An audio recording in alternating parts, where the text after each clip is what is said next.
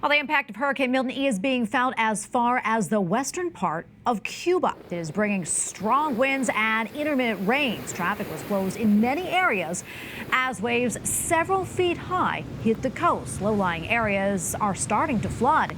And when Milton hits Florida, the mayor of Tampa says it is going to be much worse. That storm surge is still the biggest issue that we're looking at. Any of you who went through Hurricane Helene, that was 4 to 6 feet, and that was more devastation than I've seen in my life. So Milton is bringing the possibility of bringing twice as much storm surge here, from 12 to 15 feet. That is something that is historical, not only for our community, but really for our nation. Well, along with the high winds and the storm surge, Floridians are also facing another threat. Hurricane Milton is so powerful, its outer bands have produced at least one tornado in South Florida. The tornado watch is in effect for more than 12 million people across the state. And someone who is in Florida right now and knows all too well the impact this storm will likely have on Floridians is Tighe. He is CEO of the nonprofit Direct Relief, which is helping to support the healthcare needs of Floridians, particularly the most vulnerable during this critical time. Tom, thank you so much for coming on the show. We appreciate it. I know you're on the ground right now in Florida working with local agencies and first responders helping to mobilize aid. Tell us more about that and your efforts. Well, thank you for having me. And I think, as you've mentioned, this is a unfolding historic natural event, but it's an unfolding historically, potentially tragic human event. I mean, these situations are heartbreaking to see what happens and the risk that people face.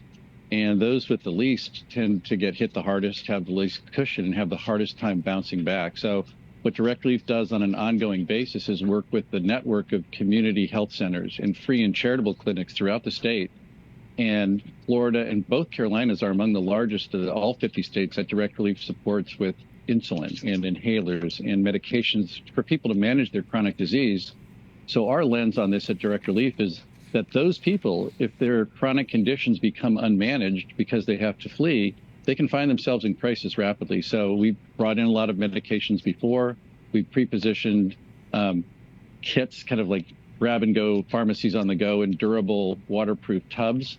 And we brought in supplies to help equip the first responders for basically with kits that we've developed for California's first responder community, and also basic hygiene supplies for the people who find themselves in shelters. That's always important that they're safe. And then if they're stuck there for a few days, those personal hygiene items become a matter too. So that's, there's so much need and so much risk, but the lens that Direct Relief has on this are the health needs that we're well aware of, because a lot of people rely on the charitable support that comes from us every month. Yeah, that's so important. A lot of people don't think about that. And we know, everyone is vulnerable during this time, but Florida has a lot of residents who are baby boomers, 65 and older, and retirement age, and typically they have, more health needs than younger Floridians. Talk a little bit about that and how Direct Relief may be assisting there.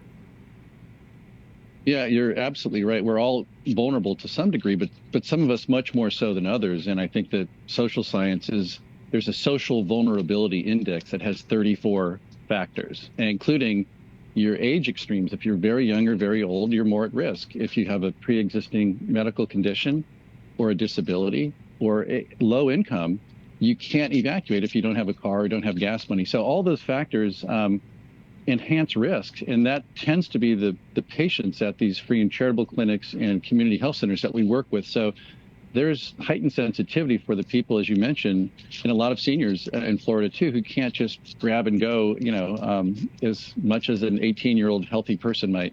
So I think that for Direct Relief, the people who devote themselves every day to providing care for the least fortunate, who don't have other options, is really the same people we look to in these events, because they have the trust of the communities. They've devoted themselves to this, and they're just good down for the people folk. So that's what we've been trying to do, make sure that the private charitable resources get directly to the folks who are best positioned to use them wisely, as well as obviously work with the state emergency operations structure that's activated in situations like this. Yeah, it's so important. We don't have a whole lot of time left, but I know you probably have some challenges too in providing this assistance, and you all were on the ground during Helene, which was just about 2 weeks ago. Tell us about those efforts as well. I think our coworkers are up in Western North Carolina now. Again, same thing. We had a group of organizations that we support on an ongoing basis, providing a lot of charitable insulin, for example. So we're really concerned. Counterintuitive though it may be, we see a hurricane and we think insulin, because people with diabetes who rely on it, if they have to evacuate, can find themselves in crisis without it. So the team is in Asheville today. They were up in Boone yesterday, working again with the community health centers and clinics and really the stood up health facilities that are trying to provide urgent care and triage. But, they're still in search and recovery, or search and even rescue people that have not all been identified or found yet. Yeah, well, Tom, thank you so much for coming on, and thank you for what you all are doing. Very important work. God bless. Thank you.